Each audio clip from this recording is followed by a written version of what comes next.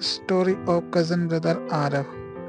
हे guys, तो इस audio series audio book में हम लड़के और उसके सिस्टर दोनों के कज़न ब्रदर आरव के बारे में जानेंगे। First, the story of Aarav. Aarav लड़के के बड़े पापा का लड़का है जो दूसरे शहर में रहता है। आरव का जन्म साल 2009 में हुआ, पर सबसे हैरान कर देने वाली बात ये थी कि वह बचपन से ही बड़ों की तरह बातें करता था और छोटी उम्र से ही उसमें अंडरस्टैंडिंग आ गई थी। उसने सबसे अच्छे से पेश आने से लेकर छोटी से बड़ी प्रॉब्लम तक का सॉल्यूशन करना आता था। वह बचपन से ही शार्प माइंड का था। Second, Aarav's hobby. आरव शुरू से ही क्रिएटिविटी रहा है। वह कुछ न कुछ क्रिएटिव करता और उसमें यह इंटेलिजेंट होता जा रहा था। कभी वह आर्टिस्ट के फील्ड में तो कभी वह गेमिंग के फील्ड में क्रिएटिव रहता। और उसकी हॉबी की बात करें तो वह morning walk, gaming, drawing, fitness, साथ ही वह म्यूज़िक लवर भी है। और आगे चलकर 8th क्लास में उसने एडिटिंग भी सीख ली। वीडियो शॉर्ट्स एडिटिंग, फोटोशॉप भी उसने सीख रखी थी। अगर शॉर्ट में कहे तो आरव गुड बॉय, इंटेलिजेंट और जेंटलमैन के साथ साथ क्रिएटिविटी की दुनिया में भी राज करता है। Third, Aarav study status.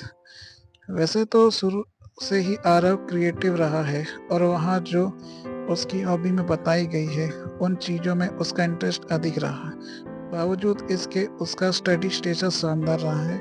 Aarav शुरू से ही पढ़ाई में अच्छा था। वह चीज़ों को जल्दी लर्न कर लेता था। जैसे जैसे वह बड़ी क्लास में गया उसने सब्जेक्ट को रटने की जगह समझने में ज़्यादा ध्यान दिया और यही कारण है कि वह हर एग्ज़ाम में अच्छा करता और उसके नंबर कुछ इस प्रकार होते।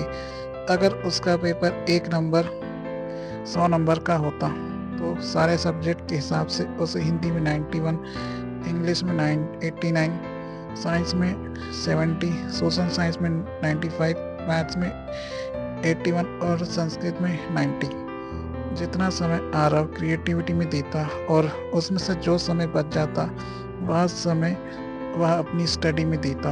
उसे स्टडी में इतना इंटरेस्ट है कि वह एक बार जब स्टडी करने बैठ जाए तो मानो वह उसी दुनिया में खो सा जाता था।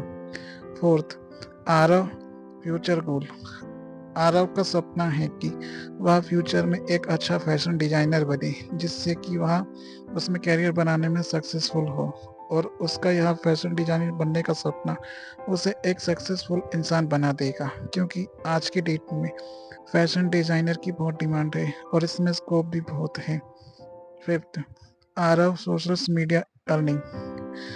आरव जब 9th क्लास में आया तब उसने सोशल मीडिया के बारे में जाना और उसने यह भी जाना कि किस तरह सोशल मीडिया से पैसे कमाए जाते हैं।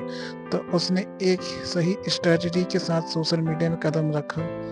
पहले तो उसने यूट्यूब के बारे में बहुत सीखा कि किस तरह यूट्यूब चैनल बनाया जाता है, उसके अंदर अपनी कैटेगरी के अनुसार कैसे वीडियो एडिटिंग की जाती है, कीवर्ड्स कैसे लगाए जाते हैं, हैशटैग कैसे लगाते हैं और वीडियो डालने का सही टाइप क्या होता है। यह सारी जानकारी उसने पहले से ही सीख रखी थी। आरव ने आर्टिस्ट के बेस पर अपना यूट्यूब चैनल बनाया। उसमें वह अच्छे ड्राइंग करना सिखाता और अच्छी ड्राइंग की वीडियो डालता, जिससे उसके वीडियो में लाखों व्यूज़ आते और सब्सक्राइबर भी लाखों में आते। और 1 साल में उसने अपना चैनल ग्रो कर लिया और उसे मोनेटाइज करके वह उससे पैसा कमाने लगा, जिससे उनके घर की फाइनेंशियल कंडीशन स्टेबल हो गई। बाद में वह इंस्टाग्राम अकाउंट बनाया और उसकी कैटेगरी आर्टिस्ट रखी, जिसमें वह कॉमेडी वीडियो बनाता और 6 महीने के अंदर ही उसने इंस्टाग्राम अकाउंट को भी ग्रो कर लिया और उसमें भी लाखों में फॉलोअर्स गेन कर लिए। The central idea of audio book. इस ऑडियो बुक में आपने आरव की स्टोरी और उसके बारे में सारी चीज़ जानी कि वह शुरू से ही इंटेलिजेंट था, पर सबसे बड़ी बात ये थी कि उसमें छोटी उम्र से ही मैच्योरिटी थी। उसने छोटेपन से ही बड़ों के तौर तरीके सीख लिए थे और फिर वह जैसे जैसे बड़ा हुआ उसके अंदर क्रिएटिविटी आने लगी और उन चीज़ों में वह इंटेलिजेंट बनते चला गया। साथ ही वह स्टडी में भी अच्छा था और वह इतना स्मार्ट था कि उसने स्टडी के साथ साथ पैसा कमाना भी स्टार्ट कर दिया। अब खुद ही सोचिए, पढ़ने की उम्र में एक बच्चा सोशल मीडिया से पैसे कमा रहा है, यह बहुत बड़ी बात है। क्योंकि उनके यहाँ फाइनेंशियल कंडीशन अच्छी नहीं थी, क्योंकि उसके पापा ही जॉब करते थे और उसकी मॉम हाउसवाइफ थी।